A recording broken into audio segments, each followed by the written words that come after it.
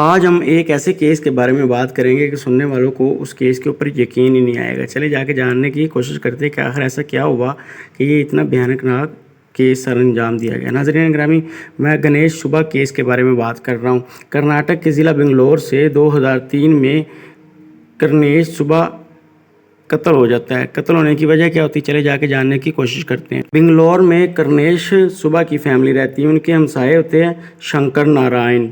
नाज़रीन ग्रामी, उनकी एक बेटी होती है शुभा।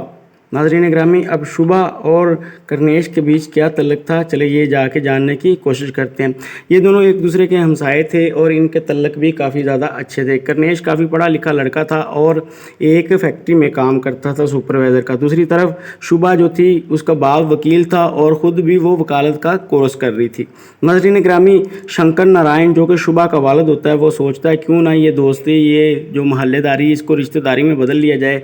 यूँ 2003 में इन दोनों की अरेंज मैरिज का काम शुरू हो जाता है और इनकी मंगनी हो जाती है। मंगनी होने के बाद ये घूमना फिरना शुरू कर देते हैं। ऐसे ही एक दिन शुभा शंकर जो होती है वो गणेश को कहती है कि आज हम बाहर डिनर करने जाएंगे। वो इस चीज़ के ऊपर राज़ी हो जाता है, जी ठीक है। रात 9-10 बजे वो डिनर करने जाते हैं, डिनर करते हैं। डिनर करने के बाद वो एक मूवी देखते हैं। मूवी देखने के बाद वापस घर आ रहे होते हैं कि रास्ते में एयरपोर्ट पड़ता है सड़क के करीब ही।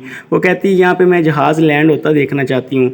तो दिन में तो अक्सर लोग सड़क के किनारे खड़े होकर देखते रहते हैं, लेकिन रात का टाइम होता है, सुनसान इलाका होता है, सड़क पे काफ़ी अंधेरा होता है।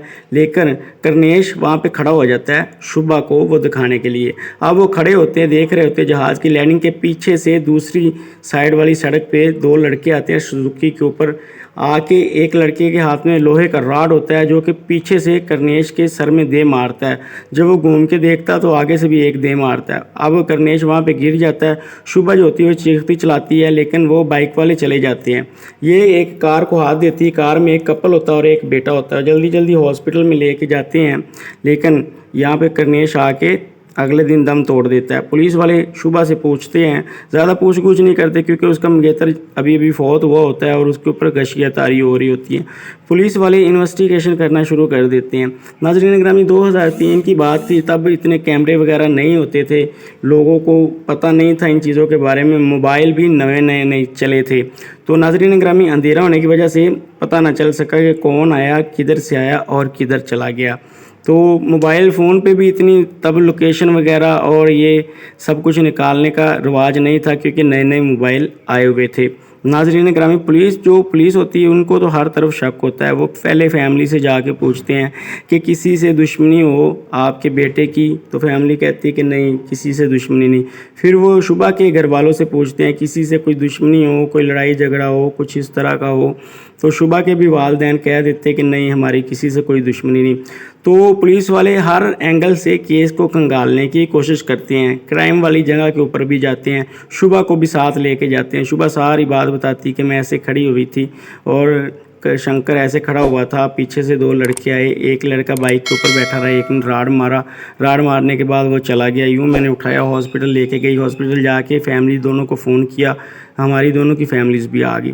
पुलिस वालों को हर बंदे के ऊपर शक जा रहा था, लेकिन कोई बंदा सामने नहीं आ रहा था।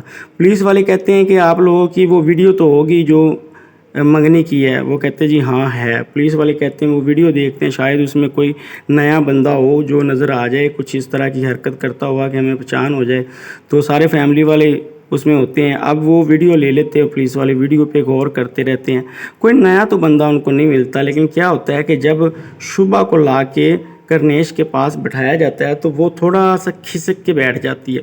ये चीज़ जो केवी नन्या इंस्पेक्टर होता है, जो इन्वेस्टिगेशन इंचार्ज होता है, वो ये चीज़ नोटिस करता है। नोटिस करने के बाद उसका सारा फोकस जो होता है वो इस लड़की के ऊपर आ जाता है। अब वो क्या करता है, शुभा की ही हर हरकत पे नज़र रखता है। शुभा के चेहरे से लग रहा होता है कि वो इस मंगनी से खुश नहीं, और वो कभी खुश नज़र नहीं वीडियो में आ रही होती। सारे काफ़ी खुश होते हैं, वो गुस्से गुस्से में नज़र आ रही होती है, और जिधर भी वो गणेश बैठने की कोशिश करता है वो थोड़ा सा खिसक जाती है। अब उसको उसके ऊपर शक होना शुरू हो जाता है, लेकिन वो इंसानियत के नाते उससे ज़्यादा पूछ गूछ नहीं करता।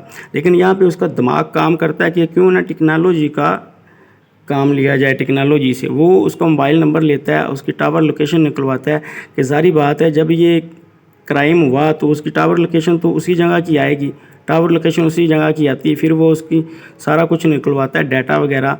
डाटा निकलवाने से एक नंबर पे काफ़ी ज़्यादा कॉल हो रही होती है। अब वो उस नंबर का पता करता है तो वो नंबर निकलता अरुण वर्मा का। वो भी उसी इलाके का लड़का होता है और कॉलेज में पढ़ता होता है। और यहाँ पे बात ये होती है कि जिस कॉलेज में वो लड़का पढ़ रहा होता है उसी कॉलेज में ये लड़की भी पढ़ रही होती है। नाज़रीन ग्रामी, अब होता कुछ यूँ है कि पुलिस अरुण वर्मा को उठा लेती है। उठाने के बाद वो उससे पूछती है कि हाँ भाई, तुमने कत्ल किया है गणेश को? वो कहता है नहीं जी, मैंने तो कत्ल नहीं किया। वो कहते हैं शुभा के साथ तुम्हारा कोई रिलेशन तल्लक? वो कहता है नहीं जी, मेरी तो कॉलेज फ्रेंड है। तो वो कहते हैं कि जिस रात ये कत्ल हुआ तुम किधर थे? वो कहता है मैं तो बेंगलोर से बाहर था। पुलिस वाले उसे छोड़ देते हैं, लेकिन पुलिस वाले क्या करते हैं, उसका मोबाइल रिकॉर्डिंग पे लगा देते हैं तो उसका मोबाइल टाइप होना शुरू हो जाता है। वो थाने से बाहर निकलते ही शुभा को कॉल करता है। कॉल करने के बाद बोलता है कि पुलिस वालों ने मुझे उठाया था। शुभा उसे पूछती कुछ शक तो नहीं हुआ? कहता नहीं, मैंने बता दिया कि मैं बेंगलोर से बाहर था, यूँ पुलिस वालों ने मुझे छोड़ दिया। अब पुलिस वालों को कन्फर्म हो गया कि शुभा और अरुण वर्मा ने ही कत्ल किया है। नाज़रीन ग्रामी, पुलिस फ़ौरन जाती है, शुभा को अरेस्ट करती है, अरुण वर्मा को अरेस्ट करती है। अरेस्ट करने के बाद अब पता चल जाता है कि इन दोनों की लव स्टोरी थी, इस वजह से ये सारा कांड हुआ। पुलिस वाले शुभा को काफ़ी प्रेशराइज़ करते हैं कि पूरी स्टोरी सुनाओ। लिहाजा स्टोरी कुछ यूँ होती है कि शुभा इस लड़के के साथ शादी करना चाहती है, लेकिन जो इसका बाप होता है काफ़ी नामी ग्रामी वकील होता है। उसे जब पता चलता है कि मेरी बेटी की ये हरकतें हैं तो उसको पता होता है कि जब ये मोहल्ले में या लोगों को पता चलेगा इस बारे में तो काफ़ी ज़्यादा बदनामी होगी, शहर में इज़्ज़त भी ख़राब होगी। और जिस लड़के के ये चक्कर में पड़ी फिरती वो लड़का भी एक लोफर सा लड़का है, मिडिल क्लास लो फैमिली का लड़का है, कुछ ख़ास पढ़ता भी नहीं है, फैमिली भी उसकी कुछ बैकग्राउंड भी अच्छा नहीं है। तो वो उसका बाप इनकार कर देता है। इनकार करने के बाद थोड़ी सी ज़बरदस्ती करता है और अपनी बेटी की करनेश से मंगनी करवा देता है। और मंगनी करवाने के बाद ये दिसंबर 2003 की बात थी और अप्रैल 2004 को उनका निकाह होना था। तो नाज़रीन ग्रामी, 3-4 महीने की डेट डाली जाती है।